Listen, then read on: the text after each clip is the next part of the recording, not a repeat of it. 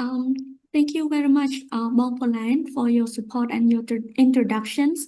And good morning, chairmen, professor, and our senior colleagues and everyone. My name is Sonida, and today I am going to present part 3 and 4 to you. That the first one will be the strategy implementations and change management, and part 4 is strategic leadership and team developments. Without further delay, let me start. Bob, can you move to the next slide? Yes. So, what is strategy implementation and change management?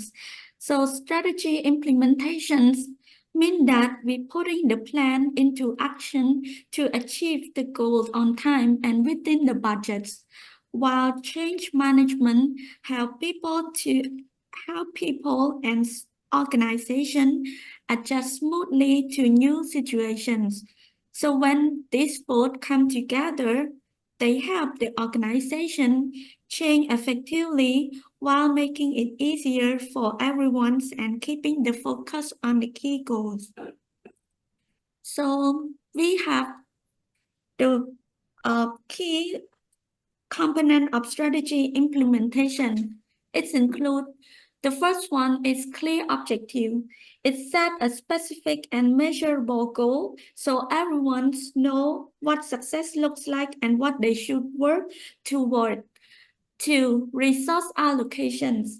We use the budgets, people, and technology wisely to make sure that important projects get the support that they need. The third one is leadership and communications. The leader should guide the team and keep everyone informed, motivating them with regular update on progress and the goal. The fourth one is organizational structure and monitoring. So it is to make sure that our team is organized in a way that supports to the goals by using the key performance indicator KPIs to track progress and make improvements. I think we can not really follow you well. I think the internet. How about others? Sorry to intervene a bit. I am okay. I am okay. Okay. Yeah, we are okay. Oh, so then maybe from my side then. Okay. Yeah, I okay too. I okay too. Sorry. So Sonida, you can continue then. Yes. So moving to the next slide. So when organizations try to put a strategy into actions, they often face some challenges. So the first one is lack of clarity. When the goals are unclear, the team member can get confused. So this confusion can lead to wasted resource and scattered effort, meaning that the organization doesn't make a real progress toward its goals. The second one is resistant to change. So employee and stakeholder might resist change because they fear the unknown or face cultural barrier. This pushback can slow down the implementations and create tensions, making the progress harder. The third one is resource deficit. If an organization doesn't have enough funding, staff, or technology, it can be challenging to keep important projects on track. When resources are divided among too many tasks, it may be hard to complete essential work effectively. The fourth one is weak leadership. When the leadership is not strong enough, it can cause the confusion about everyone's role and responsibility. So without the clear guidance or motivation from leader, team members may feel less committed, making it difficult to achieve their goal. So the key to successful implementation consists of the first one is clear communications. Everyone should know their role clearly and we must share our goal openly with regular feedback to help us stay on the same page. The second one is strong leadership. The good leader needs to show support for our plan and motivate the team. Involving the top management is also important during the key stage. The third one is adequate resources. This means having enough funding, staff, and technology to support our work, including training and hiring when needed. The last one is detailed actions plans. Let's break our strategy into our clear step with deadline and set up a way to measure with our progress effectively. So, moving to this, we need to understand more about the change in management. Change management help guide people and organizations from where they are to where they want to be. It involves planning, executing, monitoring to reduce confusion and resistance while promoting new processes and technology. So why do we need it? Well, we need it because without a clear plan, employees can feel confused or resistance, which make it harder to achieve successful outcomes.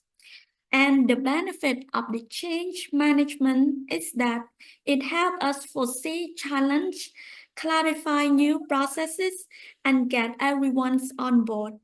This leads to the smoother transitions and allow us to stay focused on our important goals. So when we want to change, the first step will be the most difficult part. And here are some common barriers to change. So the first one, there is a fear of the unknowns. People often feel anxious about how change will impact their role or routines. The second one is lack of trust in leadership. So employees may doubt about their leader intentions or ability, which can create the resistance. The third one is poor communications. So if the message is unclear, there isn't enough dialogues. So the confusion can arise. And the lastly is inadequate resources is a major challenge. This means not having the right skill, tool, or enough time to manage the change well. In summary, addressing this barrier, fear, trust issue, poor communication, and resource gap can help us manage and change more smoothly. So to manage the change effectively, we have the key step in change in management. First, assess the need by identifying why change is necessary and considering the risk of not changing. Then, develop a detailed change plan with timeline and require resources. Engage stakeholders by communicating the reasons for the change and involving them in the planning process. Fourth, provide training and support to help employees adapt. And finally, monitor progress, celebrate success, and adjust plan on the feedbacks. So, for the integrating strategies and change the management. So the first one is when we align the change with strategy, we ensure that every change affords support our main goal, connecting the daily work to the organization's objectives. Second one is be adaptable culture to promote a culture open to change by communicating benefit early and encourage teamwork and learning. The third one is empower leader. equip leader with skill in communications and conflict resolution to balance strategy executions with employee needs. The fourth one is continuous improvement. Regularly gather feedback and adjust plan quickly, treating the strategy and change as ongoing processes. So by following this step, we can meet our goal efficiently while keeping everyone engaged. So I'm going to talk about the case study of telco, the digital transformations. So telco, a leading retailer experiencing a difficulty retaining its leading status against competitors. So the telco was falling behind its e-commerce competitors. To stay relevant, they decided to invest in new systems like customer relationship management or CRM, automations, and e-commerce too. And this is how they change.